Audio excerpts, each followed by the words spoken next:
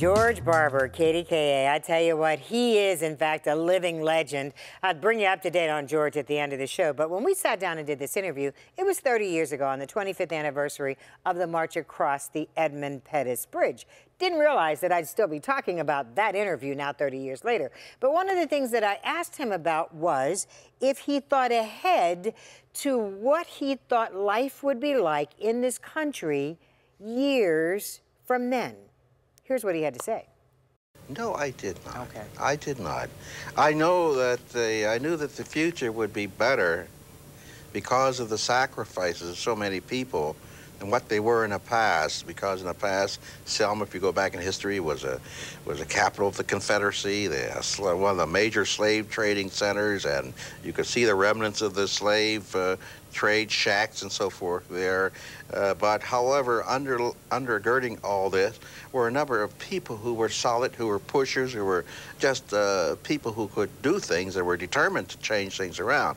I knew it would be much better, but I did not, I gave no thought as to just what it would be.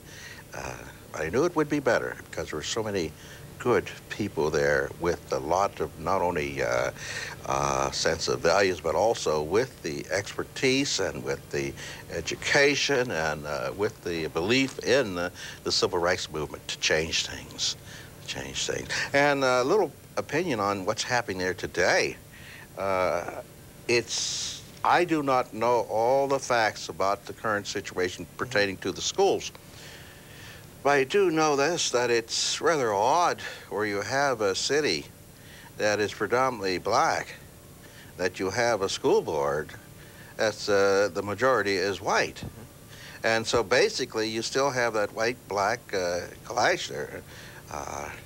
And also an amazing person who was there as mayor is the same mayor who's there today. Right. And to me at that time, he was a person who did a beautiful job of straddling the fence. And apparently it seems as though he's still tightrope walking. Yeah, so that's my commentary on it today.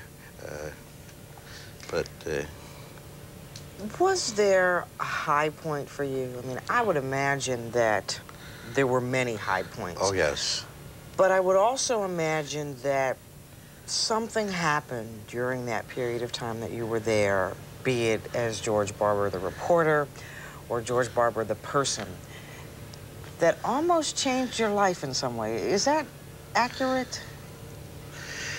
It is to this degree. I recall the last day of the march. A number of things that I've had a belief in God. I have had a belief in the United States and the Constitution and Bill of Rights and so forth and like that. And I have had a belief in people when they are determined to do something. The last day of the march, as things were really rough, and we were coming into Montgomery, and it was hot, terribly hot, and all of a sudden there was just a outburst, a downpour, just almost like a monsoon, like the good Lord had opened up the heavens, just sent down a deluge of rain. I mean, it really rained. But it only rained for about 10 or 12 minutes. It just refreshed all of us. And then there was a beautiful rainbow there. And being a religious type of guy, I could see, I was praying all the way, incidentally. Then also, just at that time, as the sun burst through, there were a number of rednecks who broke out of their car and attacked a number of us guys, the newsmen, especially a white photographer from Arkansas, I think it was. So it was almost spontaneous reaction of all the News Corps there in a violent way that protected this person. But then just to see the 50,000 people, of all races, creeds, and colors coming triumphantly into Montgomery, Alabama, in such a way that it symbolized that there was going to be a new day. Plus, and I have to tell you this, whenever we were covering Dr. King's address at the state capitol. I happened to look up, and at that time I had good eyesight. In the later years I said, no, you didn't see that, but I did see it. I looked up, and on the left-hand side of the Capitol building at the top, there was a little black child at the top of the building, the same way I used to climb up buildings to get a good view of things. He was up there, and a state trooper came and took him out of there, but he was there. And to me that symbolized that this was indeed going to be a new South. And I'm happy to have been able to cover it, because this Voting Rights Act led to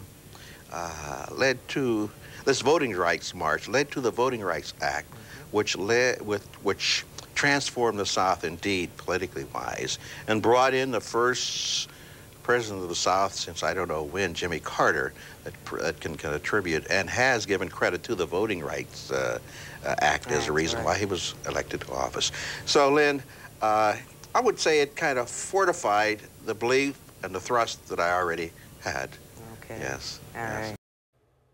Stick around. I'll be back with closing thoughts in just a minute.